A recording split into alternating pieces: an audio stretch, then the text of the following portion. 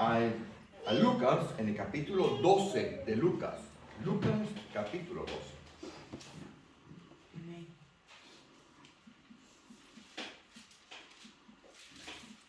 ¿Lo tienen? Vamos a leer desde el versículo 29. Lucas capítulo 12, versículo 29.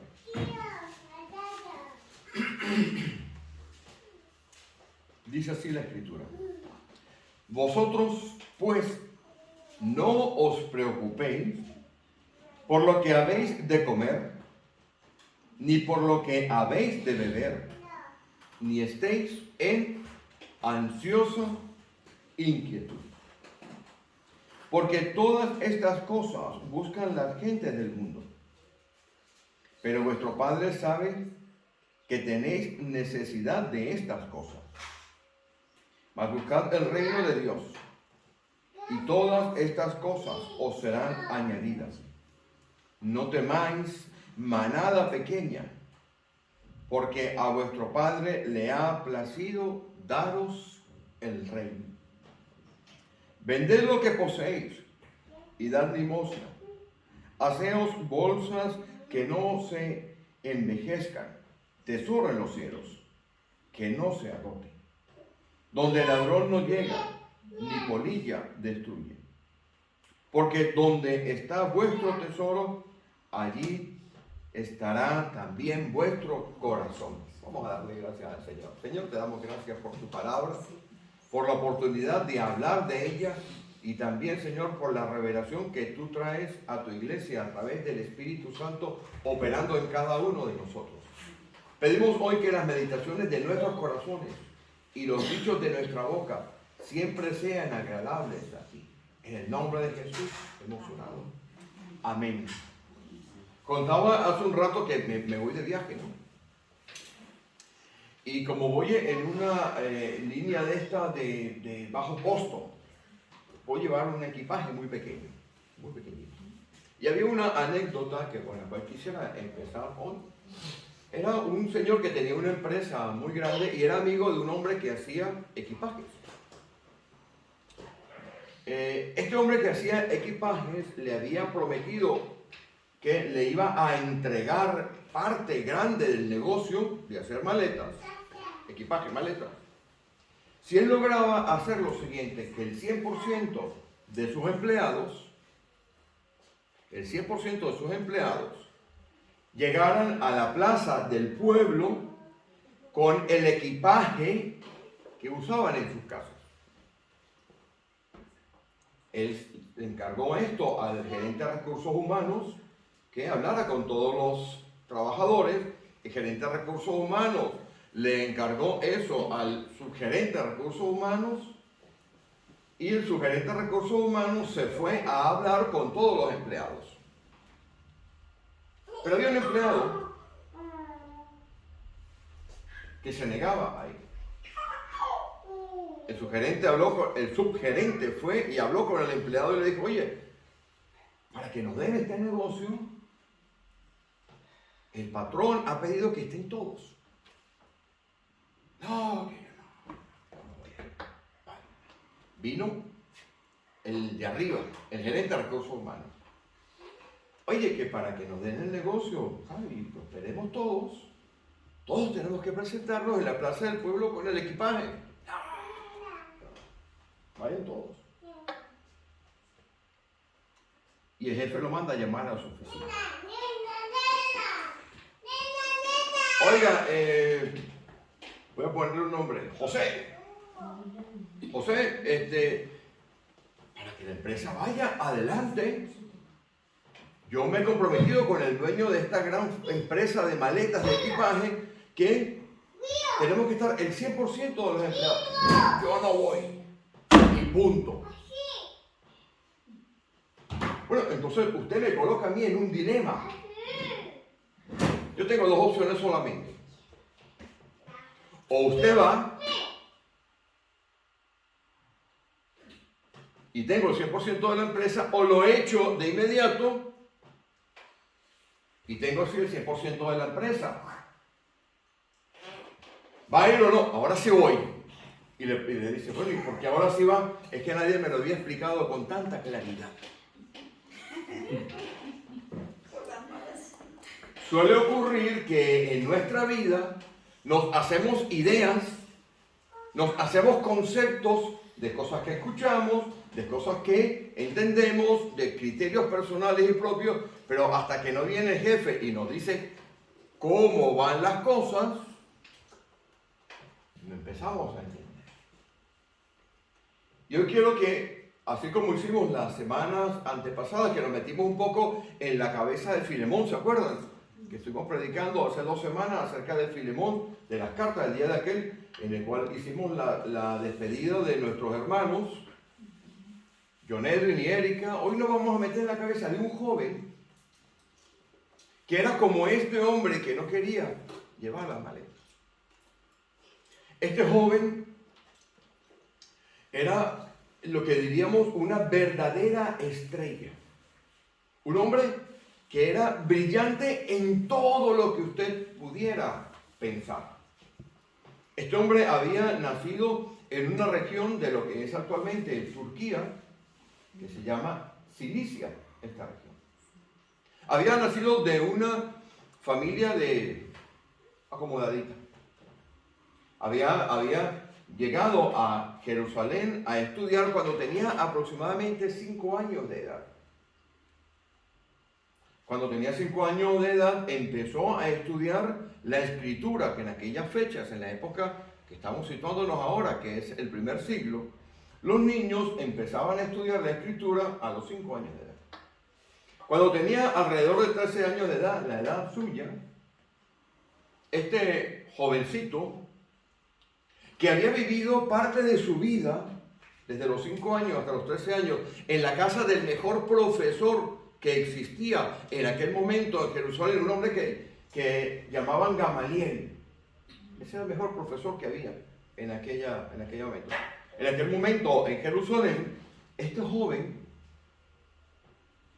había a los 13 años decidido la carrera que tenía que estudiar, porque a los 13 años que se hacía para los jóvenes, algo que conocemos como el Bar Mitzvah, ¿han escuchado hablar del Bar Mitzvah? Que significa hijo de la ley, tenía que decidir qué carrera iba a estudiar. Como cuando estaba yo en el bachillerato, que uno, y en nuestros países suele ocurrir, uno va a cierta edad como decidiendo qué carrera vas a estudiar. Pues este hombre decidió estudiar una carrera que sería el equivalente ahora a lo que sería albañilería, construcción. Hablaba perfectamente bien el idioma de su región, un pueblito, bueno, una ciudad cosmopolita llamada Tarso. Hablaba perfectamente bien el griego porque era la lengua que tenía que utilizar, como se utiliza el inglés ahora. Usted sale a cualquier lugar y usted no entiende nada, pero si usted machuquea 4 palabritas de inglés, ahí por lo menos sabe dónde comer. Aparte de eso, hablaba perfectamente bien el hebreo y el arameo porque leía las escrituras y las conocía de memoria. Había estudiado en la mejor universidad que había en aquel momento con los maestros más importantes. Yale, Oxford, póngale usted el nombre. Harvard, Universidad de Madrid, de Murcia, qué sé yo. La de Guanare, qué sé yo, la mejor que había. Era lo mejor. Y había tenido una carrera meteórica dentro de lo que era la manera de pensar de los judíos. Vayan conmigo a Hechos de los Apóstoles, capítulo 7. Este hombre que ya me imagino que lo habrán identificado todos, ¿verdad? Hechos 6. Hechos 7. Vamos a los últimos versículos de Hechos de los Apóstoles, capítulo 7.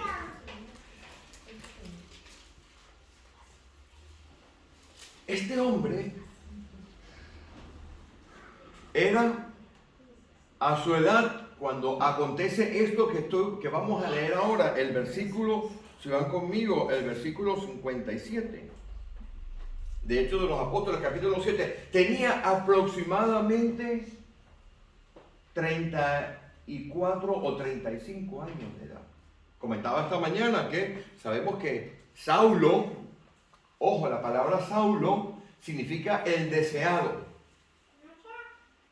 Saulo tenía esa edad porque si usted, alguien que lo busque, va a Filemón capítulo 1, versículo 9, ¿quién lo puede buscar? Mientras mantienen el dedo allí, en Hechos de los Apóstoles 7, Pablo le escribe a Filemón, que era, ya sabemos, el lugar en el cual estaba la iglesia de Colosas, le escribe a Filemón y en el capítulo, bueno, el 1.9, porque tiene un solo capítulo, ¿quién lo tiene?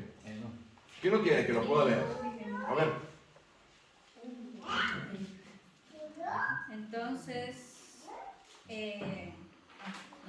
1.9, dice así, le dice, yo Pablo anciano, le está escribiendo a Filemón y él mismo se titula anciano. La palabra anciano, presbítero o presbútero, en el griego original se utilizaba únicamente para hombres que tuvieran por encima de los 58 años de edad. Por ende le sacamos la edad ya a Pablo. Filemón 1.9 dice así. Vamos a esperar que los hermanos lo puedan ver para que sigamos todos en línea. ¿Lo han conseguido o no? Amén. ¿En qué lo lee? Filemón, ¿no? 1.9. Dice, más bien te ruego por amor, siendo como soy, Pablo ya anciano, y ahora además prisionero de Jesucristo. Él está hablando allí de su edad, no está hablando de su posición. Está hablando de su edad. Y ese título, presbítero, en el griego original presbútero, únicamente se aplica para personas que están más o menos en mi edad. Si yo paso por esa calle, no soy pastor ni nada, yo soy presbítero. Para los griegos, tengo esa edad.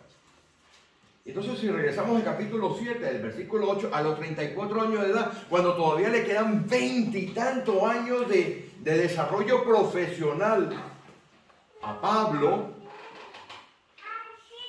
acontece esto. Versículo 57. Entonces ellos dando grandes voces se taparon los oídos y arremetieron a una contra él. ¿Arremetieron contra quién? Sabemos que está hablando de Esteban, del mártir, ¿no? Y echándole fuera de la ciudad le apedrearon y los testigos pusieron sus ropas a los pies de un joven que se llamaba Saulo. ¿A alguien de aquí le gusta la historia? Porque quiero hacer un poquito de historia de esto. El templo de Salomón tenía un área especial que se llamaba el Salón de la Piedra Labrada. No sé si han escuchado esto, se lo habrán enseñado. El Salón de la Piedra Labrada era el sitio en el cual se reunía lo que se llamaba el Sanedrín. ¿Saben lo que era el Sanedrín? Eran 70 ancianos de Israel. José de Arimatea formaba parte del Sanedrín. Nicodemo formaba parte del Sanedrín. Eso es que ese fue el Sanedrín, el mismo Sanedrín, prácticamente la composición había variado, que había mandado a matar al Señor Jesús. Habían transcurrido muy pocos años, 5 años aproximadamente. El Sanedrín se reunía allí y solamente podían entrar aquellos que eran los reos, los que se estaban juzgando, y algunos que tuvieran la posición política o la posición de conexión importante. ¿Y saben quién estaba allí? Un muchachito de 34 años. Mientras juzgaban a Esteban. La hipocresía de los fariseos hacía que declararan la muerte a Esteban, pero que no lo pudieran apedrear ahí porque la sangre de Esteban o de cualquier persona podía mancillar el templo. Entonces lo tenían que sacar fuera de la ciudad, como hicieron con el Señor Jesús. Pero aquí hay un detalle importante, porque lo que estamos hablando ahora es de si a usted le explican las cosas claras y se lo explica el jefe, cambia su percepción de las cosas. Es el inicio de la predicación. Este joven de 34 años de edad, y que digo que tiene 20 años de edad, porque si usted va, no vaya al Números capítulo 8, se lo voy a decir yo. En Números capítulo 8 se establecía que el tiempo en el cual una persona servía en el templo era desde los 25 años de edad hasta los 50. A los 50 ya tú no podías ser un predicador en el templo, levita en el templo de tiempo completo, eso está en Números 8, a partir del versículo 24. sino que te utilizaban para otras funciones, pero dejabas de ser un levita, un sacerdote en funciones completas. Entonces, a este hombre que no era levita, que era benjaminita, le quedaban todavía 20 años de recorrido, y él lo sabía. Y cuando le entregan a Esteban a él para que él esté allí en la matanza, significa que él era el verdugo principal. ¿Me van siguiendo, no? Lea conmigo el versículo 58. Y estándole fuera de la ciudad, le apedrearon y los testigos pusieron sus ropas a los pies de un joven que se llamaba Saulo. Los testigos, que fueron los que tiraron las piedras, eran el brazo ejecutor de este joven. Este era, como dice por allá en Gálatas capítulo 1, celoso de las tradiciones sobrepasaba en mucho a mis contemporáneos, capítulo 1, versículo 13 en adelante, de Gálatas nos dice, y sobrepasaba en mucho a mis contemporáneos, siendo mucho más celosos que ellos en las tradiciones de mis padres. Era algo increíble lo que estaba en la cabeza de aquel hombre, de Saulo, el deseado. Si usted va conmigo al capítulo 8, y justo cruza usted en la página, este hombre, Saulo, que tenía su brazo ejecutor en aquellos que le trajeron las ropas porque se manchaban de sangre, eran los ejecutores de él, los soldados, tenía poder. Se habían quitado del medio a Esteban sin haber hecho el proceso obligatorio, el debido proceso de haberlo presentado ante el tribunal romano, para que el tribunal romano pudiera decretar la sentencia de muerte. Así tendría poder este muchacho. Porque cuando mataron al Señor, si todos recuerdan, le hicieron el juicio religioso, ¿verdad? Y después lo llevaron a Poncio Pilato porque había que decretar la muerte. Los judíos no podían, porque estaban bajo el régimen romano, no podían decretar la muerte, tenía que hacerlo el romano. Pero como él estaba muy bien conectado políticamente, porque si usted va al final, de hecho los apóstoles verán que un sobrino de él vivía en Jerusalén y vivía también en Roma y sabía cómo iban a moverse algunas cosas para ir en contra de Pablo. Estaba muy bien conectado, tenía mucho poder, tenía todo lo que usted podía pensar. Era una estrella en todos los aspectos. Así que le confiaron la muerte de Esteban con la intención absolutamente clara de utilizarlo a él como la persona que les podía proteger de los problemas con los romanos. Esto hizo que este muchacho empezara, como dice en España, a irse arriba. Mira conmigo el versículo 3 del capítulo 8. ¿Quién lo lee? Saulo, por su parte, asolaba la iglesia, entrando casa por casa, arrastraba a hombres y mujeres y los enviaba a la casa. Miren, no solamente destruía la iglesia, sino que se metía y se llevaba a las mujeres y a los hombres por los cabellos. Los arrastraba. Es increíble. Si usted profundiza un poco en la historia de Saulo, él empieza a llamarse Pablo a partir del capítulo 13. El deseado. Él hacía honor a lo que era su tribu. La tribu de Benjamín, la tribu más sanguinaria. ¿Quién busca Génesis 49, 27? Lo busca, por favor. La bendición de Jacob sobre Benjamín decía que era un lobo que por la mañana destrozaba y arrebataba. Génesis 49, 27, así vamos practicando en la Biblia y entendemos como 49, 27, así vemos como toda la Biblia es una unidad, toda es completa. Benjamín es lobo arrebatador por la mañana, comerá la presa y la tarde repartirá los despojos. Era terrible, la tribu de Benjamín era terrible. Y este hombre había heredado Lo que por allí dicen que son las maldiciones generacionales, que no existen, pero lo que sí existe es la cultura y las salidas históricas en una familia. Y este hombre, que conocía la escritura, era heredero de toda aquella manera de pensar de los benjaminitas. No le importaba nada entrar a las casas, mechonear a la gente. Inclusive, si usted va a Hechos de los Apóstoles 22, que no vamos a ir por efectos de tiempo, él los torturaba de tal manera que los hacía blasfemar. Cualquier cosa mala que usted pueda pensar de Saulo, cualquier cosa horrible que usted pueda pensar de Saulo, lo puede conseguir en Hechos de los Apóstoles.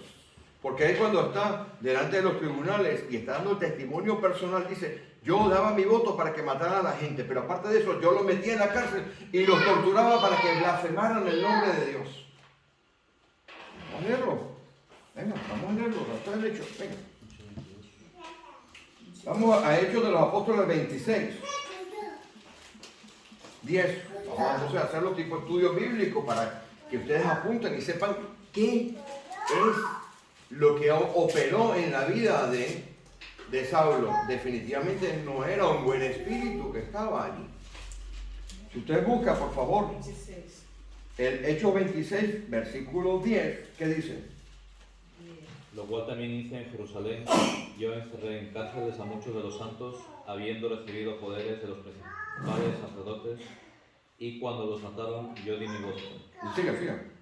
Y muchas veces, castigándolos en todas las sinagogas, los forcé a blasfemar, y enfurecido sobremanera contra ellos los perseguí hasta las ciudades extranjeras. Mire, los obligué a blasfemar, los torturaba. Usted no va a obligar a blasfemar a un cristiano diciéndole: vamos a razonar. Las torturas eran brutales en aquella época. No las voy a describir por efectos de tiempo, pero las torturas eran brutales. ¿Y qué fue lo que pasó? Que este hombre, Pablo, y regresamos al capítulo 8, este hombre, Pablo, en un momento de su vida, hizo las barbaridades de una envergadura tal que pasó su fama a recorrer casi toda esa región. Tenía todo. Conocía idiomas, tenía títulos, tenía relaciones. Era de la tribu de Benjamín. Era un hombre que tenía poder, tanto poder tenía que podía pedirle a los sumos sacerdotes, y al sumo sacerdote le podía exigir que le dieran cosas. Era el hombre que hacía el trabajo sucio. Vaya conmigo al capítulo 9. El versículo 9 lo voy a explicar. Porque en el capítulo 8 vemos y hemos visto un Saulo sanguinario, terrible, cruel, asesino, un hombre que sí, que tenía mucha formación de todas las clases posibles, muy conectado. Y el versículo 9 nos dice lo siguiente, el capítulo 9, versículo 1 nos dice lo siguiente: Saulo, aún respirando, dice así, ¿verdad? Cada palabra que decía, cada pensamiento que tenía, cada paso que daba, lo que había eran amenazas de muerte contra los discípulos del Señor. Estaba poseído por un espíritu sanguinario absoluto. El griego original, usted tiene la nueva traducción viviente, ¿verdad? Léalo allí, porque dice a cada paso. El 1, sí. Mientras tanto, Saulo pronunciaba amenazas en cada palabra y estaba ansioso por matar a los seguidores del Señor. Qué claridad se lee allí. Así que acudió al sumo sacerdote. Le pidió cartas dirigidas a las sinagogas de Damasco para solicitarle su cooperación en el arresto de los seguidores del camino que se encontraran allí. Está bien, hermano. Hasta ahí. Sí. Mire, había 9 sinagogas en la mano. Este hombre llevaba 9 cartas para cargarse. Por lo menos así en la medida chiquita. A 5 por sinagoga, ¿cuánto es? 45. Pero mire lo que pasa con... Versículo 3. Mas yendo por el camino, le rodeó un resplandor. Aquel Pablo sanguinario, benjaminita, conectado con todas las esferas de poder, que los romanos no podían tocarlo. Por eso es que Pablo apeló a César. Cuando se cargan a Esteban, se cargan el debido proceso, no van a los romanos, porque Pablo tenía tanto prestigio, tanto poder, que cuando Pablo lo apretaron, más adelante dice, apelo a César, ¿se acuerdan? Ciudadano romano de nacimiento, no como lo habían comprado muchos. Ahora usted se consigue un Pablo temblando, lea conmigo. Cayendo en tierra, versículo 4, oyó una voz que le decía, Saulo, Saulo, ¿por qué me persigues? Y aquí Pablo habla las 5 palabras más importantes en la vida de Pablo. La que usted y yo en algún momento dijimos. Señor, ¿qué quieres que yo haga? Ahí está conmigo, lo lee conmigo. Dice, en versículo 6, ¿qué quieres que yo haga? Las 5 palabras más importantes en la vida de Pablo, las pronunció usted también. ¿Sabe cuándo las pronunció usted? Cuando aquella persona que le bautizó, le dijo, hermano, hermana, ¿acepta usted seguir al Señor? Cueste lo que cueste. ¿Se la preguntaron o no? Si no se lo preguntaron, aquí abrimos rebautizo la semana que viene, cuando yo vuelva, y lo metemos otra vez en el agua. Las 5 preguntas, las 5 palabras más importantes de la vida de Pablo son estas. Cuando viene el Dios, cuando viene el jefe y le muestra las cosas como son a usted, pasa lo de aquel de la maleta, ¿se acuerdan? Nadie me lo había explicado tan claro. Aquí le está hablando el Señor Jesús en el versículo 4. ¿Por qué me persigues? Y Pablo allí en el versículo 6 pronuncia estas 5 espectaculares palabras. Es más arriesgado no decirlos que decirlos. Porque cuando usted las dice, Dios le coloca a usted dentro de ese plan perfecto. Tengo que desmontar un mito de las congregaciones. ¿Te has escuchado decir, es que Dios tiene un plan perfecto para usted? Eso es teológicamente incorrecto.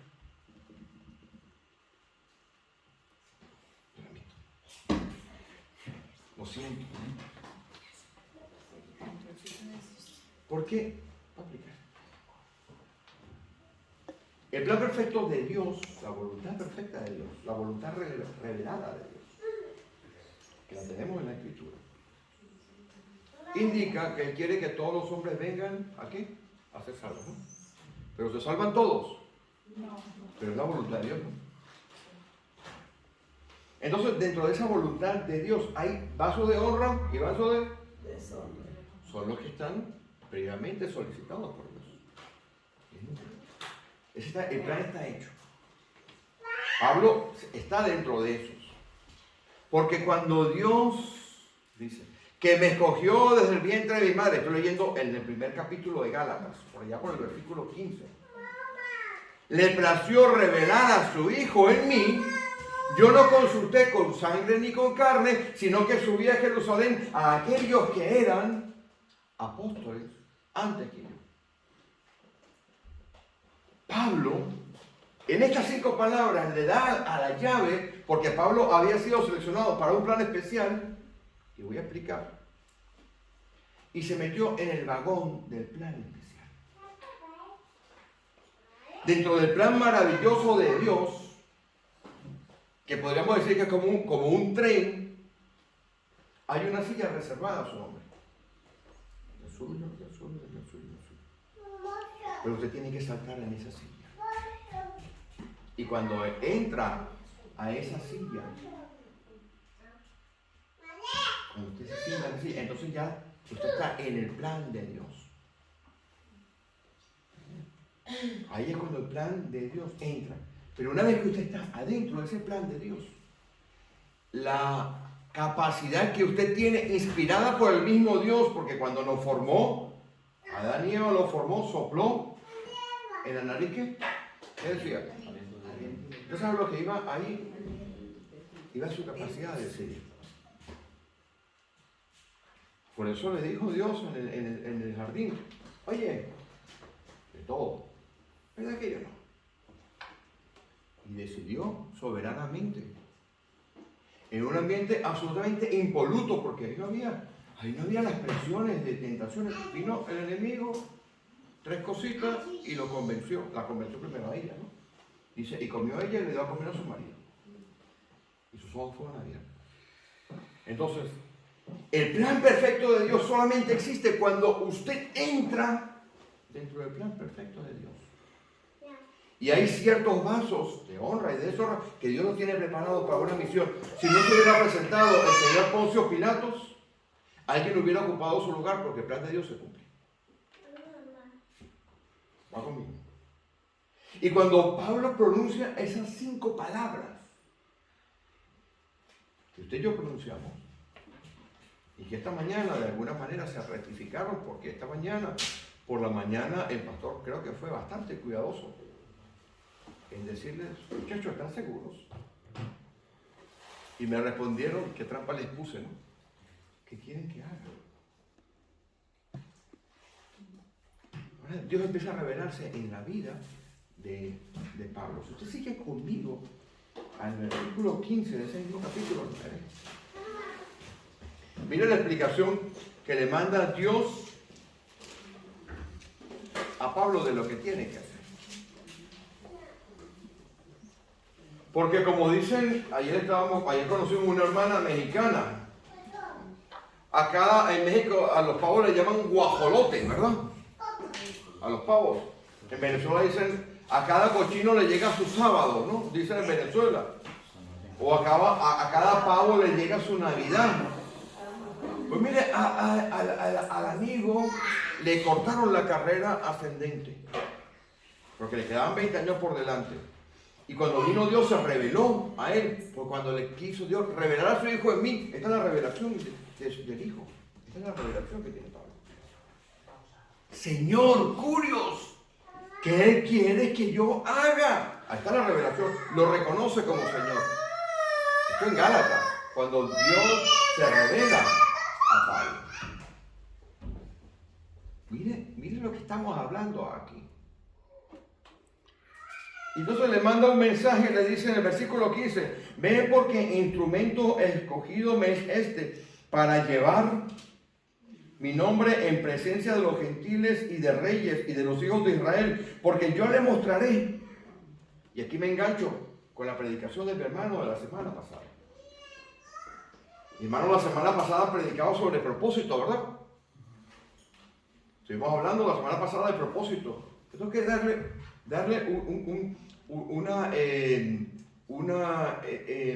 algo adicional. La predicación extraordinaria de la Biblia, le di el like de inmediato, como todas las predicaciones que hacen nuestros hermanos aquí. Pero es algo que yo quiero compartir en esto. ¿Cuántos de ustedes no han estado en ministerios y en iglesias y se han sentido que posiblemente no han dado o no han podido encajar en ese ministerio? Porque Dios, que es el diseñador, le ha diseñado a usted para algo específico.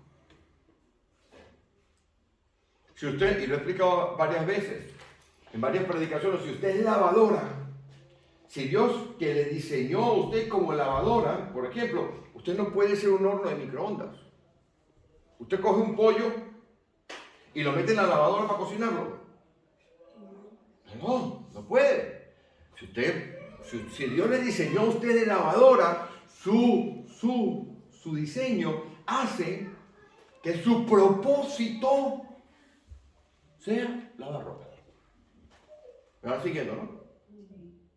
Entonces se alinea el diseño suyo y la labor del pastor es evaluar cuál es el diseño suyo. Muchas veces usted no lo sabe y usted salta de ministerio en ministerio. Ay, esto es... No se meta a cantar, usted no va a cantar. Una vez alguien me dijo, usted es un excelente predicador, pero no cante, hermano.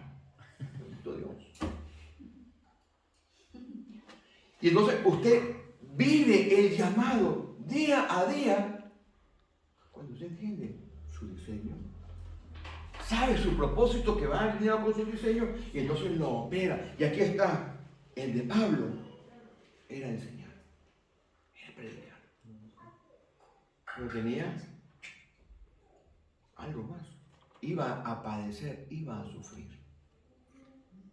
Si usted cree que Dios le ha llamado a usted a servir a la iglesia para llenarse de billetes, se equivocó de iglesia. Si usted cree que Dios le ha llamado a la congregación para que usted declare y decrete prosperidad, se equivocó de iglesia. Dios le ha llamado a usted a sufrir por la causa de Cristo. Voy a terminar por efecto de hora con esta parte. Es una historia que me impresionó enormemente.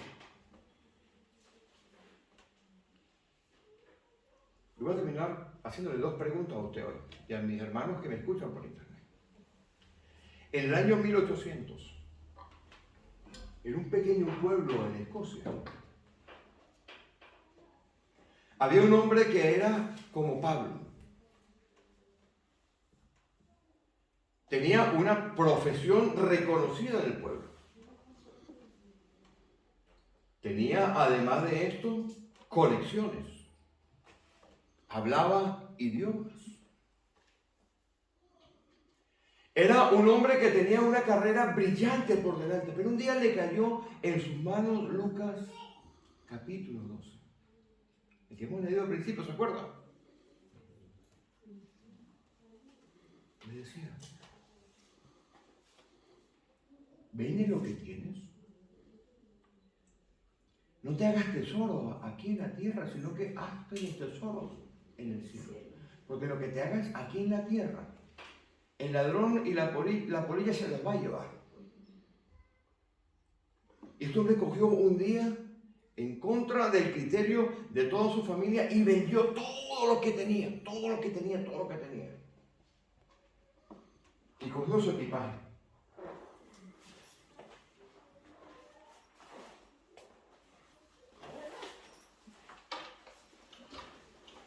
Invitó a su familia a la estación de tren para que se despidieran de él. Pero cuando llegaron allí, a la estación de tren pasó algo. ¿A dónde vas a ir? Me voy a ir a la isla de Vanuatu. Si usted va hoy a Madrid y trata de comprar un billete de avión para ir a Vanuatu, le cuesta 5.000 euros y se tiene que comer 47 horas de vuelo. Imagínense lo que costaría en el año 1800 un vapor para ir a Vanuatu, allá, lejos. Cuando llegó a la estación la familia, le preguntaron, ¿a dónde vas? Me voy de misionero a Vanuatu. ¿Pero por qué te vas a ir a Vanuatu? Allá me necesitan, Dios me ha hablado, tengo que ir allí. Bueno, por lo menos déjanos ayudarte a cargar tu equipaje. Miraban y no había ningún equipaje. Hasta que este hombre fue y le mostró el equipaje. ¿Y sabe cuál era el equipaje de este hombre? Un ataúd. ¿Sabes lo que es un ataúd? ¿Cómo le llaman aquí? ¿Un sarcófago? Ataúd se llama. Adentro estaban Biblias y tratados para repartir. Quizás yo no se lo he explicado hoy con claridad, pero creo que sí. Aquellos que ponen la mano en el arado no pueden mirar atrás. Este hombre llegó con su ataúd a Vanuatu.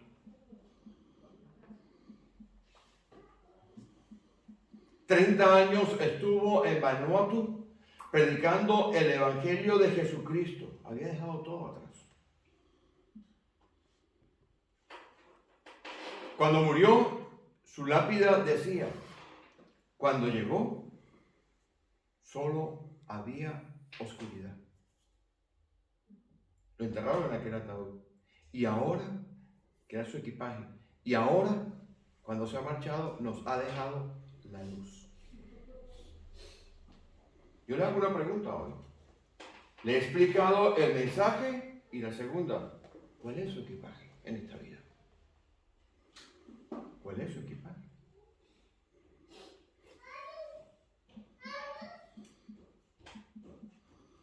Espero que usted tenga claro cuál es su equipaje. No hagamos tesoros donde el ladrón mina y hurta, sino donde está nuestro corazón, en los cielos. Cuando Pablo le explicaron las cosas claras, cambió de ser un sanguinario al hombre más entregado a la causa. Todo lo tenía como basura. Cuando a este misionero Dios le explicó, cogió, vendió todo, se compró un ataúd y compró un billete sin retorno. Pero mis hermanos, que hoy, cuando salgamos de aquí, entendamos para qué hemos sido llamados, para qué Dios nos ha llamado y por qué usted ha respondido. Porque las segundas 5 palabras que dijo Pablo, que escuchó Pablo y que respondió en obediencia, están por allá, no lo vamos a leer, lo cuento. En Hechos de los Apóstoles, capítulo 16, cuando se le presenta a un varón macedonio y le dice, pasa aquí y ayúdanos. Si no hubiera sido por la respuesta a las primeras 5 palabras, no tendríamos a Pablo, tendríamos a otro. Y la respuesta a las segundas 5 palabras, pasa aquí y ayúdanos. Pasa aquí ahora y ayúdanos, ¿correcto? No hubiéramos tenido el evangelio, porque Pablo hubiera ido al otro lado, pero al lado de allá, a los chinos. Pero vino respondiendo, vino Europa. Somos hijos de las 5 palabras. ¿Cuáles son sus 5 palabras las que usted pronunció? Allá, cuando se bautizó, y las que hoy reafirmó. Amén. Nos ponemos en pie.